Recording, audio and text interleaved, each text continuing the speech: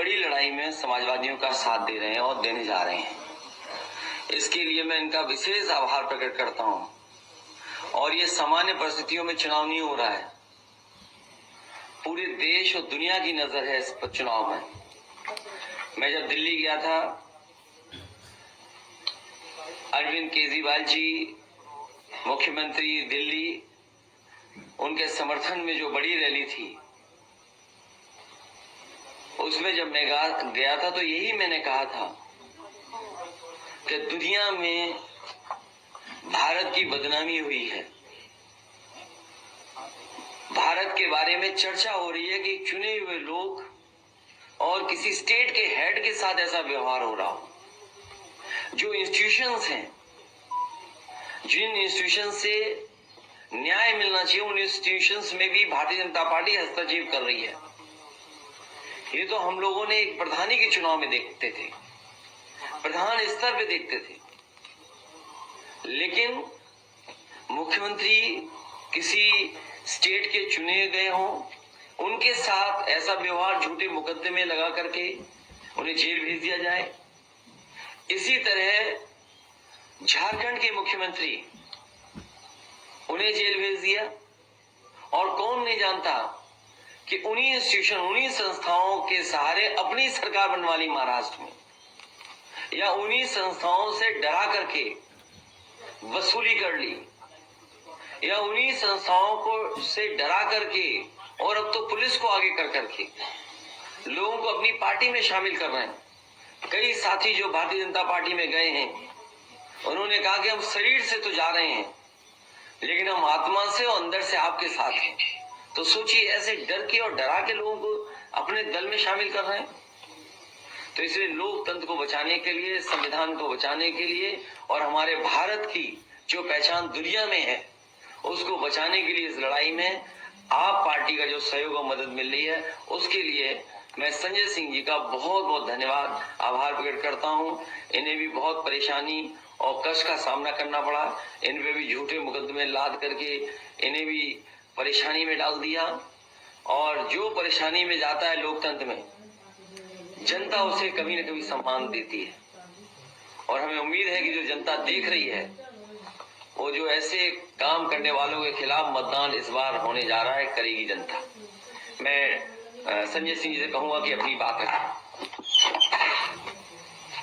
मैं पहले तो बहुत आभार व्यक्त करता हूं समाजवादी पार्टी के राष्ट्रीय अध्यक्ष माननीय अखिलेश यादव जी का, कि ऐसे संकट की घड़ी में जब हमारी पार्टी के मुखिया को जेल में डाल दिया गया है, दिल्ली के 2 करोड़ लोगों के द्वारा निर्वाचित, 3 बार प्रचंड बहुमत से निर्वाचित मुख्यमंत्री को जेल में डाल दिया गया है, समाजवादी पार्टी के मुखिया हमारे समर्थन में दिल्ली पहुंचे, रैली को संबोधित किया।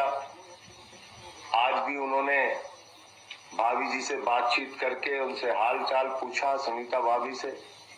तो मैं इसके लिए विशेष रूप से आभार व्यक्त करता हूं आपका। और जिस तरह से दिल्ली में भी ऑपरेशन लोटस शुरू कर दिया गया है, आपने देखा किस तरह से हमारे एक मंत्री को, जिस पे पहले ईडी का छापा पड़वाया गया और बाद में उसको इस्तीफा देने का दबाव बनाया गया।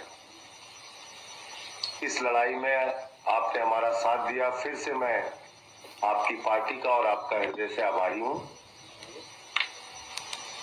ये 2024 का चुनाव कोई सामान्य चुनाव नहीं है। ये भारत के लोकतंत्र को बचाने का चुनाव है, बाबा साहब के संविधान को बचाने का चुनाव है, और समाज के वंचित, पिछड़े, शोषित लोगों के अधिकार जो छीने जा रहे हैं, देश के नौजवानों को बेरोजगारी के दलदल में जो धकेला जा रहा है, हिंदुस्तान को जो महंगाई की चपेट में लिया जा रहा है, उससे बचाने का चुनाव है। ये 24 का चुनाव कोई सामान्य चुनाव नहीं है। ये एक तानाशाह हुकूमत के खिलाफ लोगों को लामबंद करने का भी चुनाव है। और मैं सिर्फ इतना कहना चाह रहा हूं कि इंडिया गठबंधन 2024 का चुनाव जीतेगा, और समाजवादी पार्टी के जितने भी आज जो बातचीत हुई आपसे, अखिलेश जी से, अध्यक्ष जी से, जहां जहां समाजवादी पार्टी के कैंडिडेट उत्तर प्रदेश में हैं, हम यूपी का चुनाव नहीं लड़ रहे हैं। हमारा एक एक कार्यकर्ता, जहां हमारे निर्वाचित प्रतिनिधि हैं, सभासद हैं, चेयरमैन हैं, वो सारे लोग और एक एक कार्यकर्ता समाजवादी पार्टी के कैंडिडेट को जिताने के लिए काम करेगा, क्योंकि ये बड़ी लड़ाई है, लोकतंत्र को बचाने की लड़ाई है, तानाशाही को खत्म करने की लड़ाई है।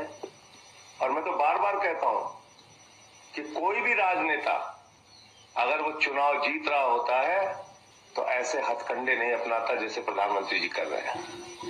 अगर आप अपने विपक्षियों पे मुकदमे लगा रहे हैं, उनको फर्जी मुकदमे लगा के जेल में डाल रहे हैं, तो इसका मतलब आपके अंदर कॉन्फिडेंस नहीं है। चुनाव के समय में आप ऐसी कार्रवाई कर रहे हैं। तो फिर से एक बार मैं दोहरा रहा हूं, कोई कंडीशन नहीं है, कोई सीट की मांग नहीं है, कहीं कुछ नहीं है। लोकतंत्र को बचाने के लिए, तानाशाही को खत्म करने के लिए, भारत के संविधान की रक्षा के लिए हम लोग इस लड़ाई में साथ हैं। और पूरे यूपी में जहां जहां समाजवादी पार्टी के कैंडिडेट होंगे, इंडिया गठबंधन के कैंडिडेट होंगे, हम उनके लिए काम करेंगे। बहुत बहुत धन्यवाद।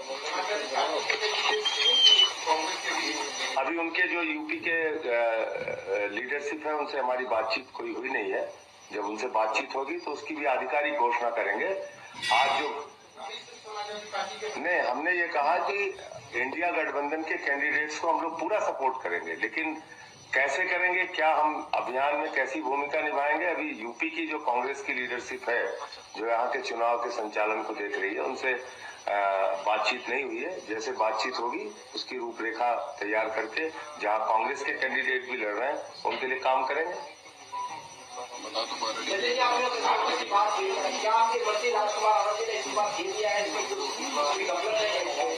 अब उन्होंने सार्वजनिक रूप से आके बयान तो दे ही दिया है, सबके सामने बयान दिया है। अब जिस दिन ईडी के छापे उनके यहाँ पड़े थे, उस दिन क्या बोला था वो भी देख लीजिए। और जब बाबा साहब के संविधान दिवस पे उन्होंने मुख्यमंत्री जी को बुलाया था अपने कार्यक्रम में, उस दिन उन्होंने क्या बोला था मुख्यमंत्री जी के बारे में, और कितना सम्मान दलितों का अरविंद केजरीवाल जी कर रहे हैं, वो सारे वीडियो निकाल के देख लीजिए। आधिकारिक जो बयान था उस समय ईडी का, वो देखिए आप, सब कुछ साक्ष्य मौजूद है।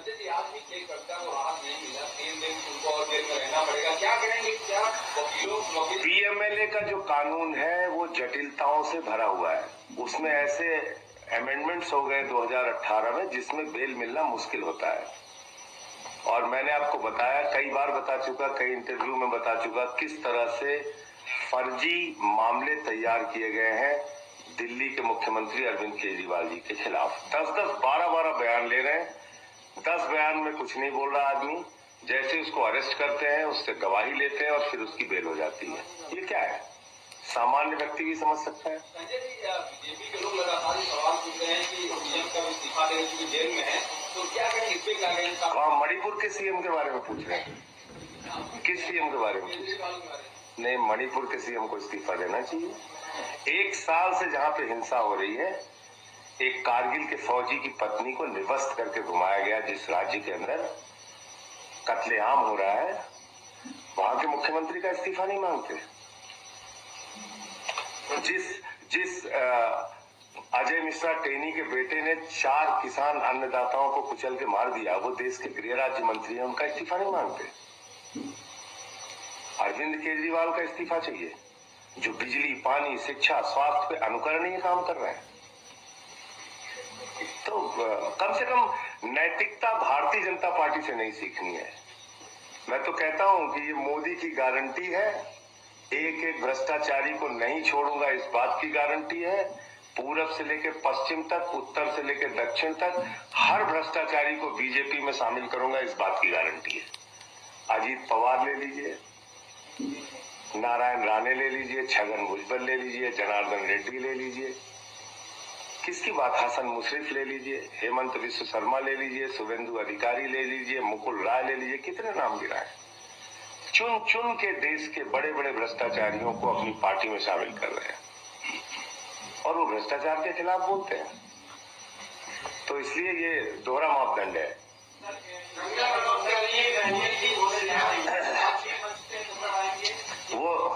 वो जैसा अखिलेश जी का जैसा आदेश होगा हम हर तरह से काम करेंगे।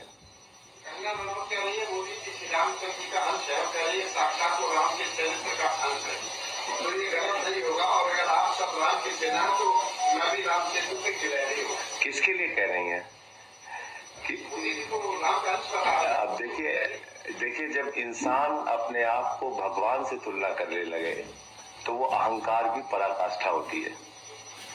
प्रभु श्री राम मर्यादा के प्रतीक हैं। प्रभु श्री राम हिंदुस्तान के करोड़ों लोगों के आदर्श हैं। उनसे किसी की तुलना करना मैं समझता हूं कि ये प्रभु श्री राम का अपमान है, और ऐसा अगर उन्होंने किया है तो लोग उनका जवाब देंगे। इस जन्म में संभव नहीं है, इस जन्म में नहीं संभव। तो सॉरी बनवा देना उसको। सॉरी बनवा